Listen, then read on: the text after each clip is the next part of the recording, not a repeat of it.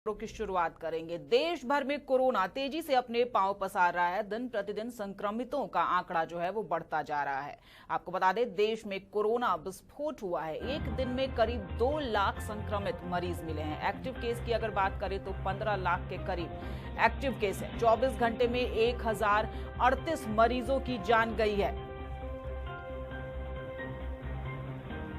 महाराष्ट्र में 58,952 मरीज मिले हैं। उत्तर प्रदेश में 20,510, दिल्ली में 17,282 केस हैं। छत्तीसगढ़ में 14,250, मध्य प्रदेश में 9,720, गुजरात में 7,410, बिहार में 4,786 और झारखंड में एक ही दिन में 3,198 संक्रमित मरीज मिले हैं। 24 घंटे के भीतर 31 मरीजों की जान गई है। बोकारो में 130, चतरा में 22, देवघर में 100, धनबाद में 160, दुमका में 88, पूर्वी सिंहभूम में 368, गढ़वा में 66, गिरिडीह में 15, गोड्डा में 43, गुमला में 66, हजारीबाग में 127, जामताड़ा में 24, खूंटी में 54, कोडरमा में 125, लातेहार में 73, लोहरदगा में 44, पाकुड़ में 19, पलामू में 27, रामगढ़ में 117 और रांची में 1,273 मरीज मिले हैं। साहिबगंज की बात करें तो 107, सरायकेला में 16, सिमडेगा में 90, पश्चिमी सिंहभूम में 44।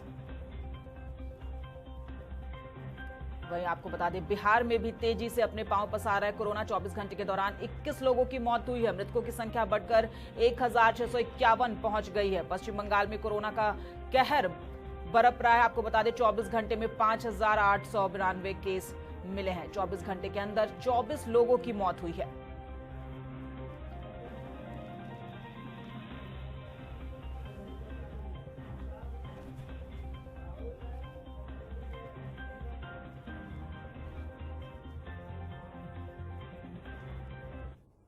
वहीं राज्य में कोरोना के बढ़ते प्रभाव को लेकर समीक्षा बैठक अधिकारियों के साथ की जा रही है। आपको बता दें, मुख्यमंत्री हेमंत सोरेन अपने आवास पर समीक्षा बैठक कर रहे हैं। बैठक में मुख्य सचिव, स्वास्थ्य सचिव मौजूद हैं। कई अहम फैसले लिए जा सकते हैं।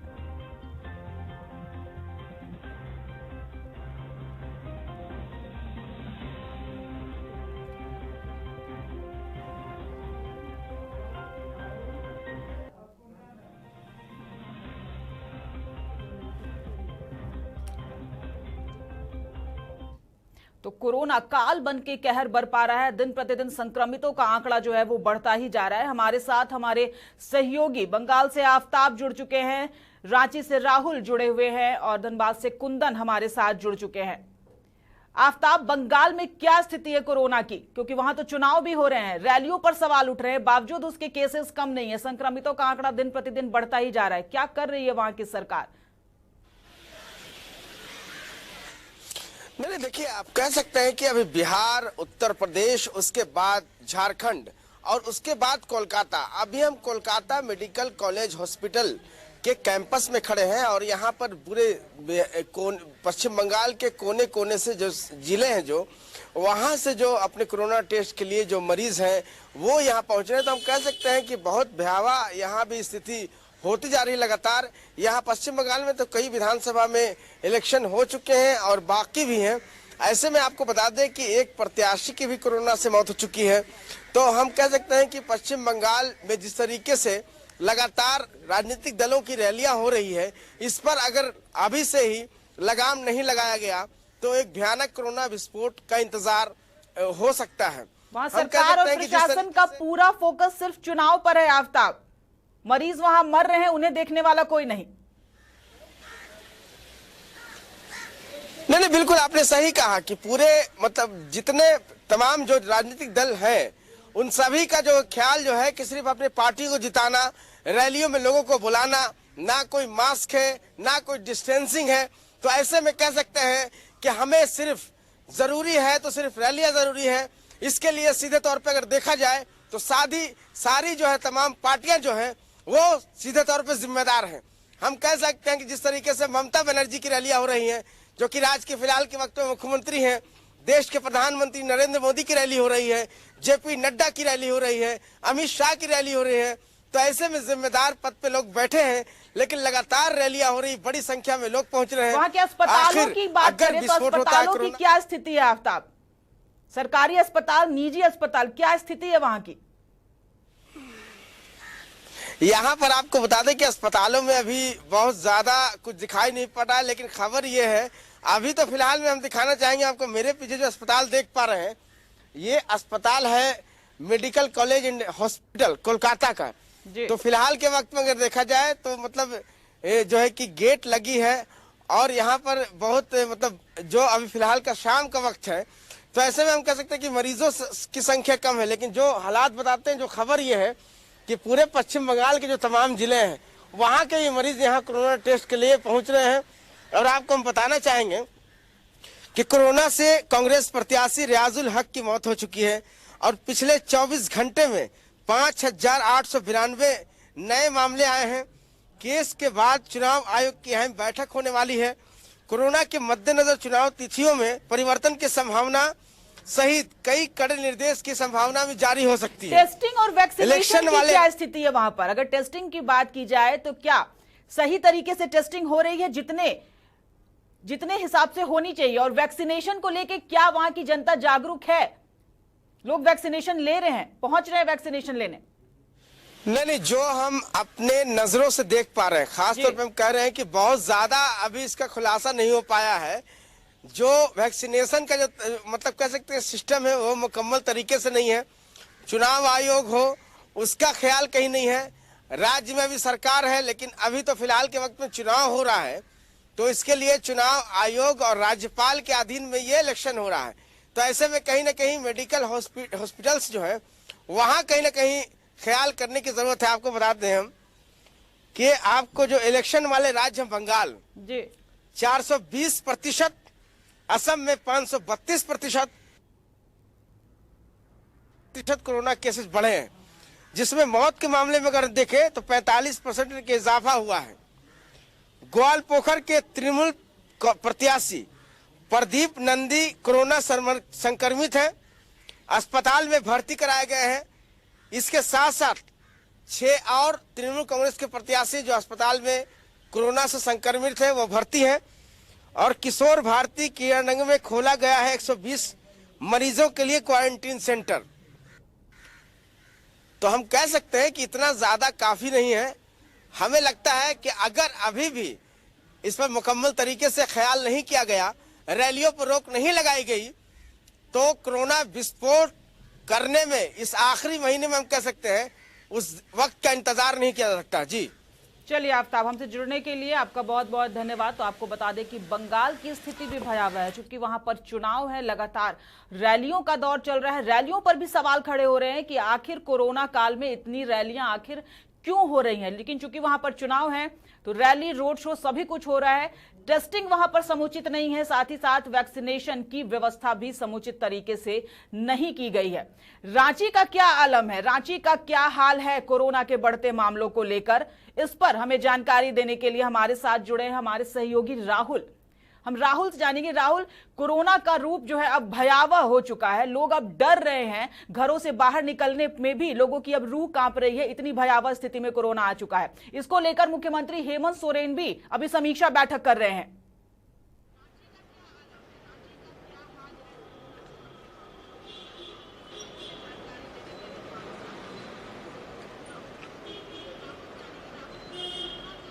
राहुल, क्या आपको मेरी आवाज आ रही है? अभी क्या लाइव है क्या आपको? रांची की अगर बात करें तो रांची पे लगातार जो मामले हैं बढ़ते ही जा रहे हैं और एक तरह से हम कहें कि झारखंड में जो कोरोना विस्फोट की बात करें तो हो चुका है। हमारे पास साथ अभी सदर हॉस्पिटल के एक डॉक्टर भी जुड़ चुके हैं, हम इनसे बात करेंगे और जानने की कोशिश करते हैं कि क्या कुछ स्थिति इस समय बनी हुई है सदर हॉस्पिटल में। सर, क्या कुछ स्थिति बनी है? सदर स्थिति है और यहाँ पे अभी स्टाफ की बहुत कमी हो रही है। मेरे फादर खुद आईसीयू में एडमिट है, बेड नंबर 7-2 ICU 2 में, और रेमडेसिविर का उनको 5 डोज लगना था, 3 लेके उसका फिर अब उनको मिल नहीं रहा है। ठीक है, यहाँ पे शॉर्टेज आप लोग के थ्रू कुछ भी हो आप कितना मदद कर सकते हैं, आप देखिएगा इसे हाई लेवल पे कहाँ तक जा सकता है ये चीज़, क्योंकि लोग यहाँ पे बहुत ही कष्ट में रह रहे हैं। स्टाफ नहीं है, कोई नहीं है, पूरे फ्लोर पे सब कुछ खाली पड़ा हुआ है, लोग जमीन पे ऐसे ही लेटे हुए हैं। हम लोग अकेले क्या करेंगे? जैसे कृति आप देख सकती हैं कि जो डॉक्टर हैं उनके खुद परिजन हॉस्पिटल में एडमिट है और इनका कहना है कि न तो राहुल, जो जब मूलभूत अस्पतालों में सुविधा इतनी भयावह स्थिति है तो क्या सरकार इस बात से अब तक अवगत नहीं है? क्या सरकार के संज्ञान में ये सब बात नहीं है? जिस सरकार के संज्ञान की अगर हम बात करें तो अभी मधोपुर चुनाव चल रहा था और सीएम आज ही वापस लौटे हैं और लगातार उनका प्रवास मधोपुर में ही था और उसके बाद मधुपुर से आज वापस आए हैं। वो समीक्षा बैठक भी कर रहे हैं, उसमें मुख्य सचिव और स्वास्थ्य सचिव भी मौजूद हैं, आला अधिकारी भी मौजूद हैं। कड़ा निर्णय लिया जा सकता है, लेकिन जो स्थिति अस्पतालों की बनी है, अस्पतालों की स्थिति दयनीय। हालांकि आज डीसी ने एक बैठक की और एक साइट लॉन्च की, उस पर जो शहर के हॉस्पिटल हैं उनको लाइव देखा जा सकता है कि इसमें कितने बेड बचे हैं। लेकिन यही सदर हॉस्पिटल है जहां बन्ना गुप्ता जो स्वास्थ्य मंत्री हैं उनके मौजूदगी में एक कोरोना पीड़ित व्यक्ति दम तोड़ देता है। तो ऐसे में अगर हम कुल मिला के कहें कि जो झारखंड की राजधानी रांची कही जाती है वहां की स्थिति इस समय दयनीय हो चुकी है, तो कहना गलत नहीं होगा। आपको हम एक तस्वीर भी दिखा सकते हैं, जो अपने सहयोगी से कहेंगे, जो शीशे की बिल्डिंग बन के तैयार है एक तरह से। इसमें 500 बेड की व्यवस्था है सदर हॉस्पिटल में।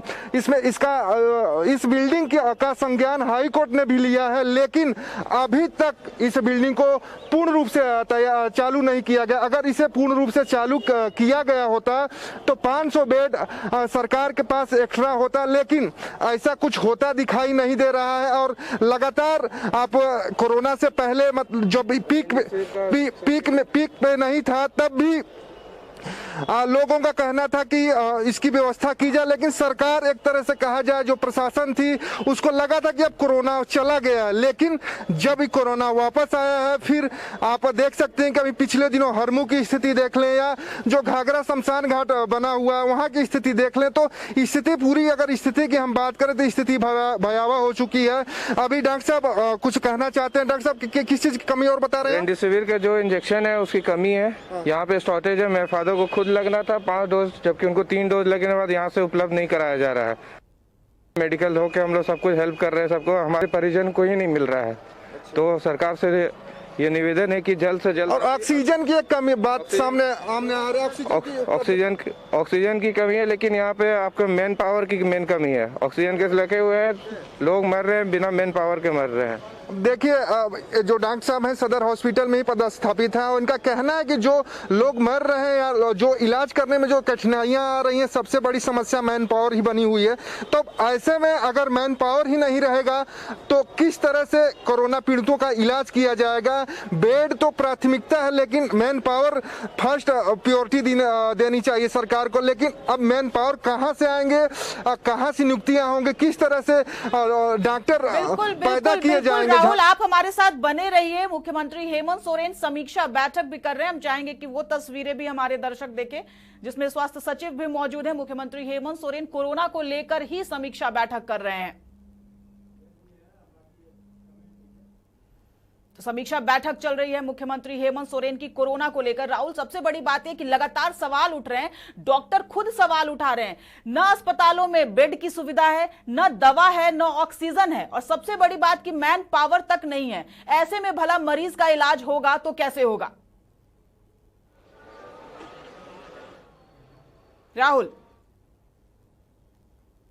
जी बिल्कुल, आपने सही कहा कि समीक्षा बैठक चल रही है और जो डॉक्टर जो सदर हॉस्पिटल में काम कर रहे हैं उनका ही कहना है कि जो मैन पावर की कमी है। ऐसे में अगर हम कुल मिला के कहें तो अभी जो हाई कोर्ट ने स्वतः संज्ञान लिया था पूरे स्वास्थ्य व्यवस्था की, झारखंड की, खास करके रांची की, तो उसने पूरी तरह से स्वास्थ्य सचिव है, चाहे रिम्स निदेशक हो या सीएस हो सदर हॉस्पिटल के, सबकी पर कड़ी टिप्पणी की थी। मानवता की भावना खत्म होने जैसी बात कही थी डॉक्टरों के अंदर। और जो सबसे बड़ी चीज है कि पता नहीं क्या प्रशासन के मन में चल रहा है कि अगर हमारे पास वैसी सुविधाएं जब उपलब्ध हैं, हमारे पास 500 बेड के क्षमता वाले हॉस्पिटल भी बन के तैयार है, बिल्डिंग भी बन के तैयार है, तो उसे चालू करने में क्या कुछ कठिनाइयां आ रही हैं, ये थोड़ा समझना मुश्किल हो रहा है। वहीं जो मैन पावर की अगर बात करें तो जब डॉक्टर खुद जो ड्यूटी कर रहा है, कह रहा है कि हम